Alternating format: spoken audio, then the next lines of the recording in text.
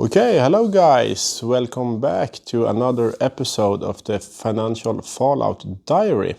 So, as I always start with the silver price, because I think the silver price is important, it started at $84 an ounce approximately in the opening of this week and ended the week, closed at the week at 94 approximately dollar an ounce. So it's been a little bit of an upward trend. Why is a little bit hard to understand right now. But I think that's, if I understand this correctly, so in the COMEX, they have sold 5 years production that's up for delivery in March. So this says itself that we cannot deliver 5 years productions of silver in March. So this is why the banks are trying to go short on the silver market to buy back their contract, so they don't need to deliver on them. Basically, the spot price is now a scam. This has nothing to do with the actual price of the metal. It's just some kind of scamming. So it's a little bit hard to know the real prices of silver. But I think we will see this moving forward. So if you want to be positioned in silver, I think you should be positioned in silver mining stocks. Or that's what I am anyway. Just to actually get like the physical metal, or at silver mining stocks, because these paper assets, I don't believe at them at all. I think they're oversold, and I don't think it's enough silver to back all the claims of silver that exists.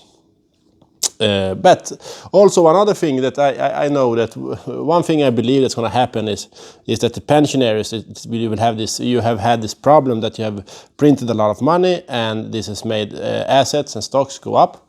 And this will now solve itself out. And I think one of what could happen is that governments all over the world sees that to contain this, to keep this contained, this problem, to don't get hyperinflation, you need more power. They need more mandate to put on the markets, and this cannot do in a normal market. So then it's really nice to have a nice war.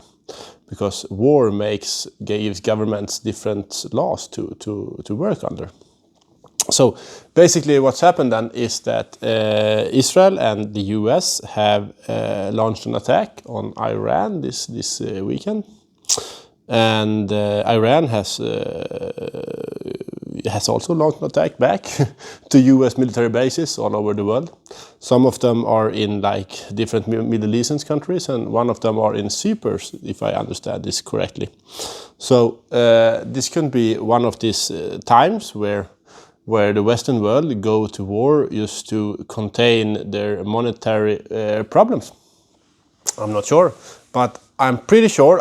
I don't know what's going to happen. I cannot tell you what's going to happen, but I can tell you that something will happen, because somehow you need to solve this situation in some way. Our governments need to address the problem with a lot of debt in the system, and I have no clue how they're gonna do this. But a good old war is a good way to address the system, because then everybody's focused at the war. You can blame all the actions to the other sides. So when you go in and like seize the assets of your population, you can say we need to have these assets. We needed to defend ourselves, and everybody goes, yeah, that's true. We have the enemy, the Russians are here, or the Iranian is here, and we need to fight this war. So I have to give this up. Everybody will be complaining, but actually it had nothing to do with the war. The basic problem isn't a war. The basic problem is that they have oversold. They have printed money. We have a financialization of the entire economic systems.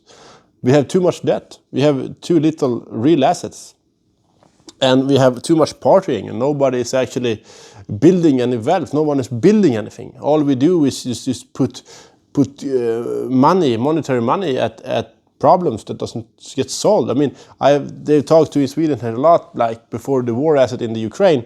We have upped our productions. Okay, what productions? You just throwing more money at the problem. But you don't really build any more of it. You build a little bit. Maybe you go from maybe you're building like 15 cannons, and now you build 25 cannons. It's still way too little. But you have a lot more money chasing these 25 cannons, so the price of the cannons go high, you know. So the companies that producing the cannons, they make a lot of money. But you know, the soldiers that need the cannon, the soldiers that need the ammunition, the weapon, the gear, the tanks, they don't get more of it. They just get more expensive tanks. That doesn't help them. So the only reasons, I mean, whenever I see this go real wise, or someone want to actually win a war, they go like, okay, now we're going to start factories. We're going to build a lot of factories. We're going to build tanks. We're going to build planes. We're going to build bombs. We're going to build weapons, ammunitions. We're going to train people. I don't see this in Sweden. I mean, before, when I was growing up, we had mandatory draft for all men. So I was the last generation, like one of the last that actually did the draft. We call it värnplikt. So all men above 18 to 24, they needed to do 1.5 year of military services. It was mandatory for all the men. They stopped this in like the 2010, something like this, 2015, 2010, because, you know, forever peace, no more war, you don't need any soldiers. So they stopped doing this. So now the military training was like optional, and when like I was the Swedish defense was like off when I did this. So my experience is not so good. But my older brothers, they actually did this when it was like 100,000 people every year going through military training, and for a small country like Sweden, this is a lot. So everybody did, all the men did military training, and now they're sending, now we're gonna put in more money, now we're gonna build back the military. We're still only up to like 30,000 people doing military service every year. So we're not even close to the 100,000. And the 25,000 we're trying to train, they don't have boots, they don't have rain gear, they don't have food, they don't have ammunition, they don't have tanks, they have nothing. They have nothing. So we have no planes, no ships, you know, no bombs, nothing. You know, when I was doing military training, they would like tell us to not shoot so much because ammunition is expensive. So they go like, oh no, you cannot have full magazines. You can have like 5, maybe 10 bullets if you're a good guy. You have 10 bullets, and you can try to shoot with those 10 bullets, but you know, no money. And I think I think now this when we put like I think it was 50 billion Swedish crowns. It's about $50 million or something to the defense, and now they have put this up to like $200 million. So it's up. It's really up. It's like 4 or 5 folded up. But you know, still. Everything is happening. Yes, the ammunition is expensive. So I don't think you have more ammunition. I don't think you have more tanks. I just think it's more expensive because we are not building any factories to build ammunition. So when we actually start to like stop talking about different, you know, like music and you know, stuff like this, and start to put our focus to building industries and building factories and starting producing soldiers. Maybe we are on our way out to a bigger war, but right now I just think that it's our politicians that they are really, they want to try something that they have not tried before. So I think this is a dangerous situation because actually I don't think they want us to go to war because I think they know that we will not do so good at a war, especially not this new type of modern wars. I don't even understand why you have soldiers in it because the only purpose for soldiers in the modern battlefields seems to be for drones to chase them and kill them. Why then even have the fucking soldier from the beginning? I mean, I don't know. The new battlefield is strange, and how you can like how like the Ukrainians can put they take like a jet ski and they put a big bomb on it and a remote control and they can sink a big fucking battleship, you know. And this jet ski costs like $2,000 and they sink something cost like $50 million or something, you know. this is off to everybody with modern warfare. So we will see what's happening. I'm not sure, but I think something will happen. I think it's dangerous because I think that our leaders doesn't know what forces they are playing with.